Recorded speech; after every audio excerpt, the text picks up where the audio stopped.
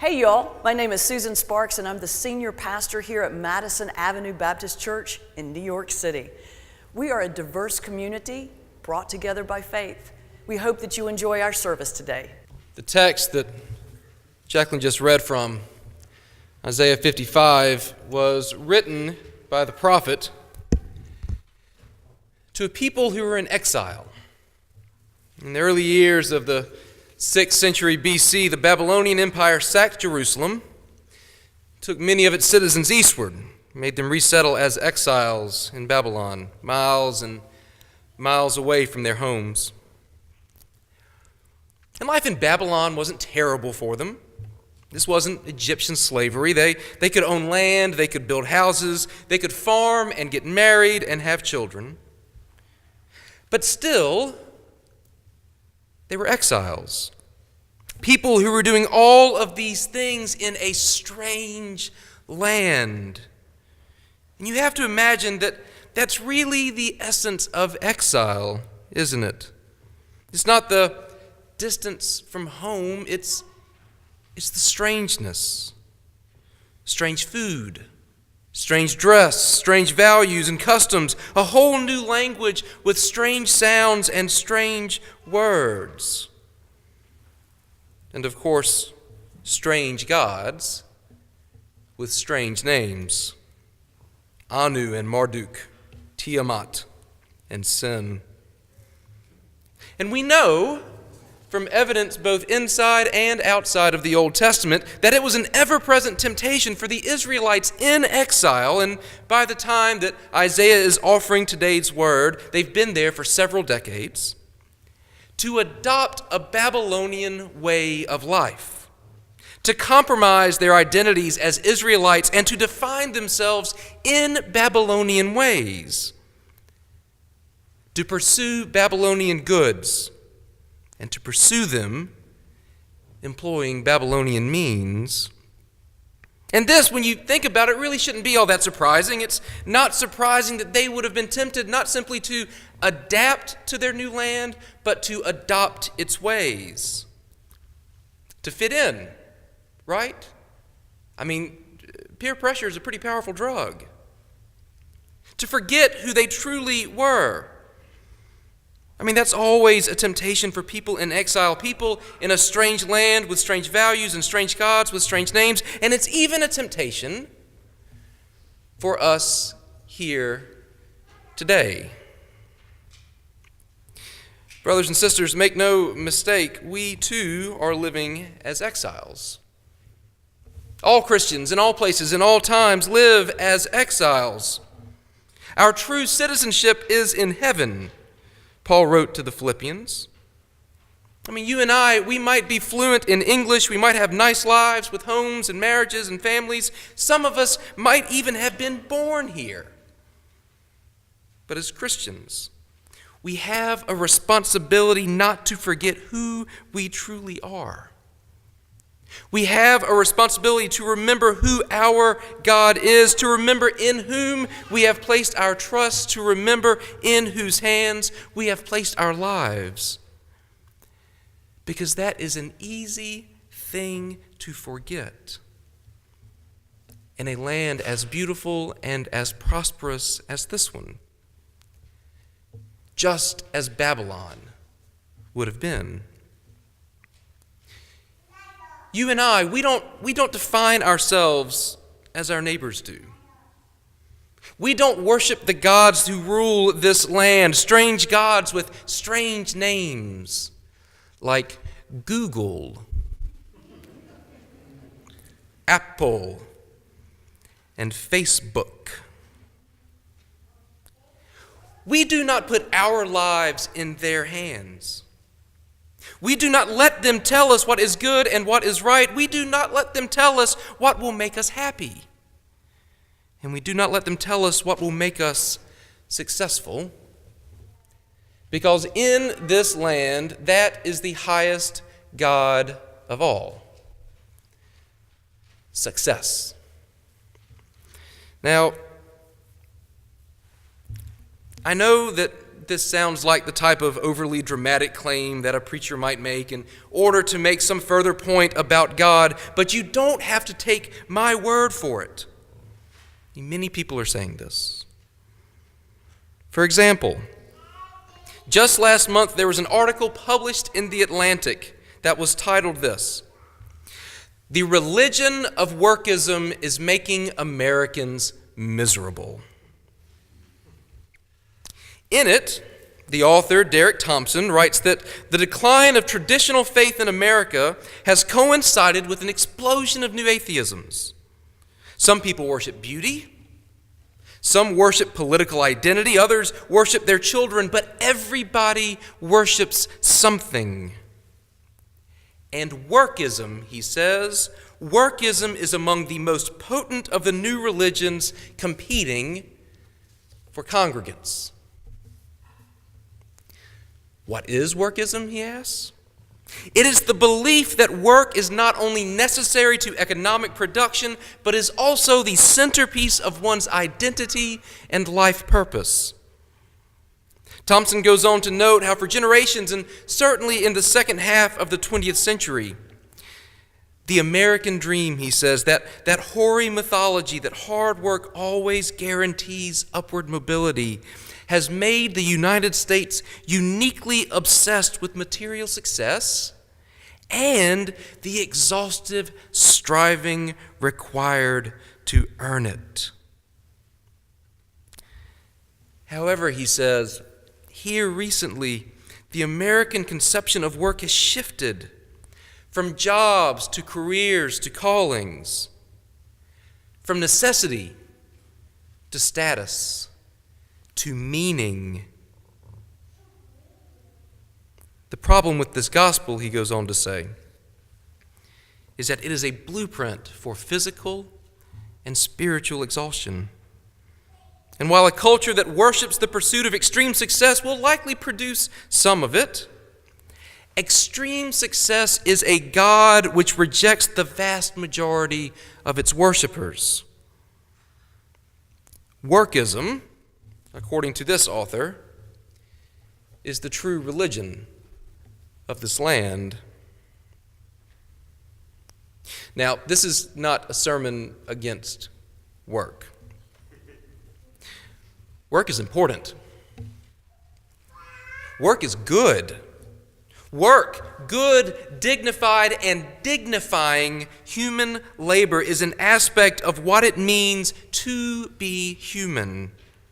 In fact, a strong case can be made that it is an aspect of what it means to be created in the image of God.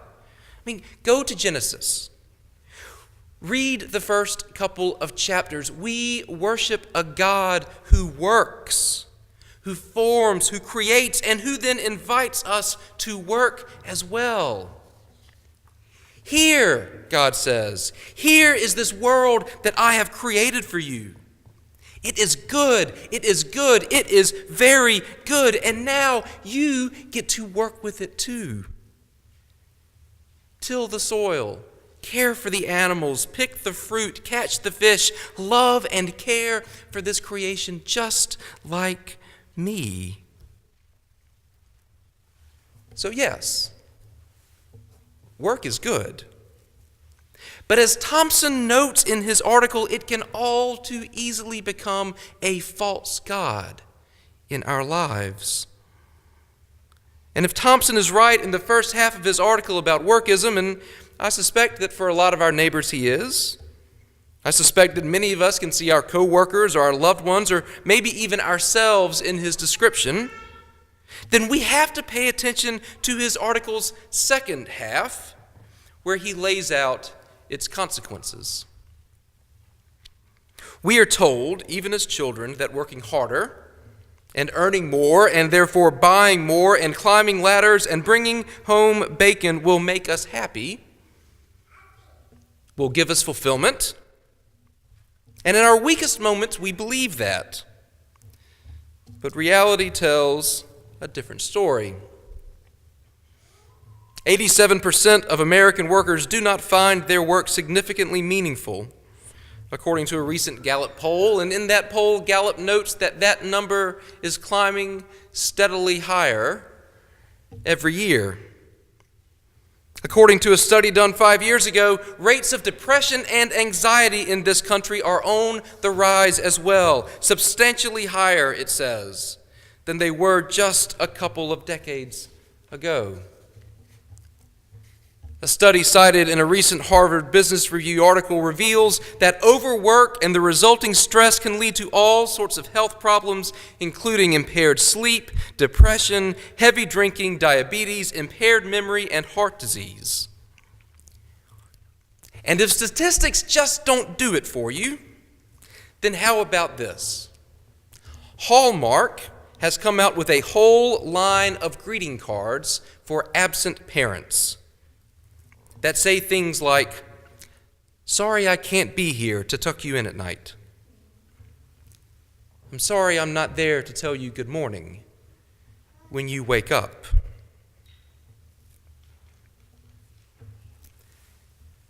And that's really what this is about.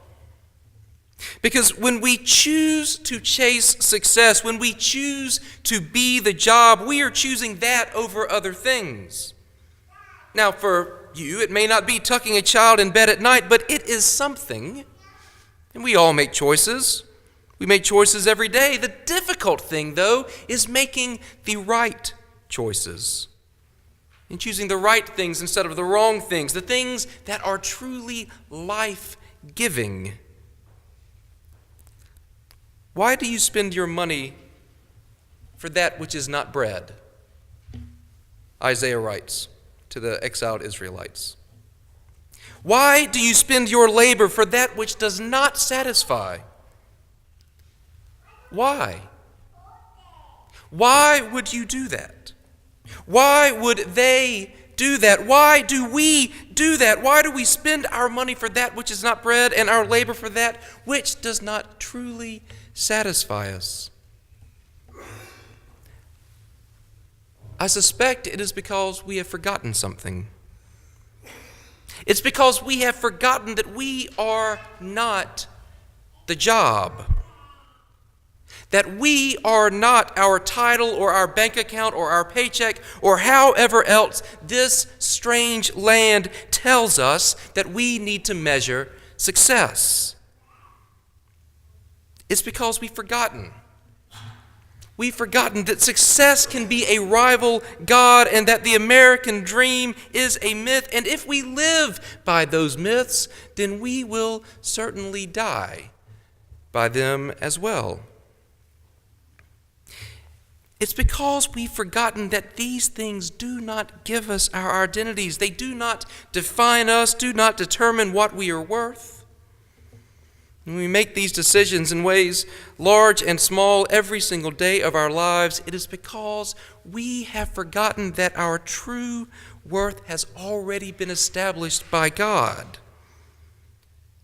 before our feet ever hit the ground on a Monday morning. If you're thirsty, come to the waters, God says. Even if you have no money, come and eat. Come, have wine and milk without money and without price. Do not spend your money for that which is not bread, or your labor for that which does not satisfy. Listen carefully to me and eat what is good. Delight yourselves in rich food. Open your ears and come to me. Come to me so that you might live. Those are the words of our God, crying out to Israel in Babylon, crying out to us here in this strange place, trying to remind us who we are, trying to remind us who we belong to, and therefore who we don't. Because too many of us have forgotten.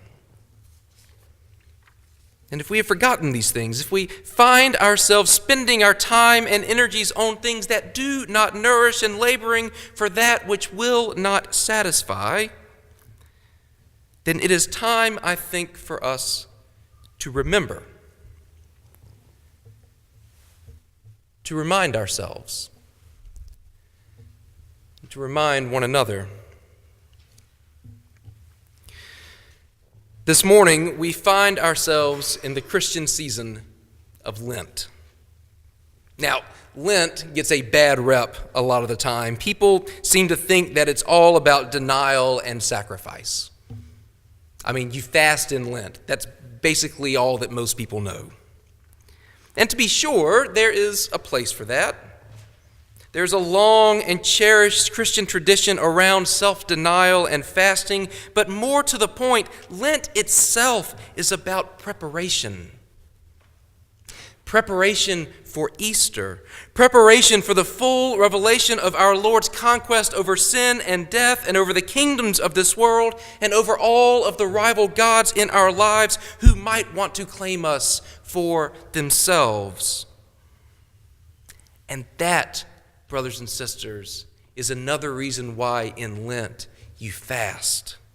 That is why you give up something that is important to you, that is central to your life, not just so that you go without, but instead that in that going without, you come to realize the power that this thing, whatever it is, has over your life, has over you,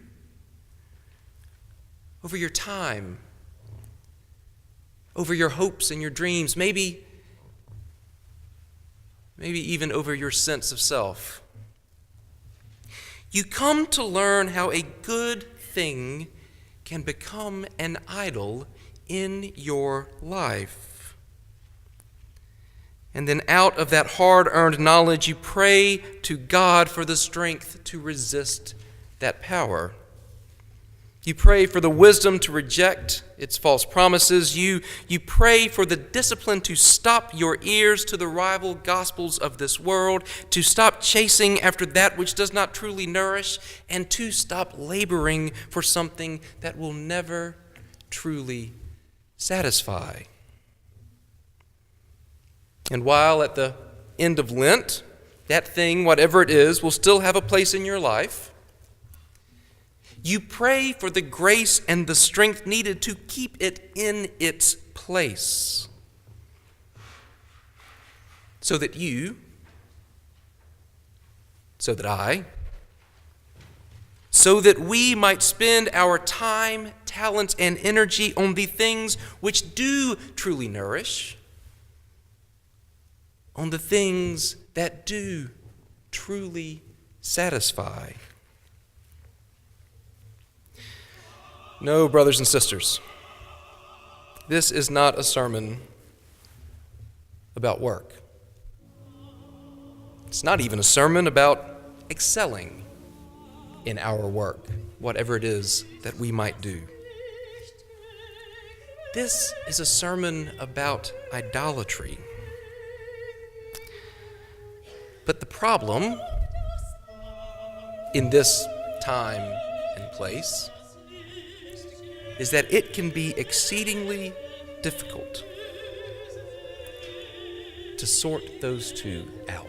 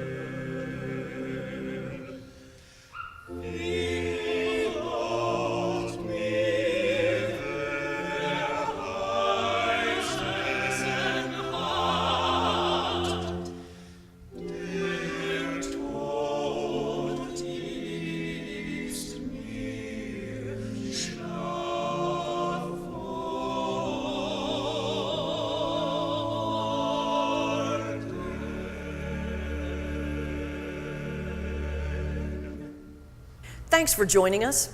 Madison Avenue Baptist Church is located at 31st and Madison Avenue in New York City.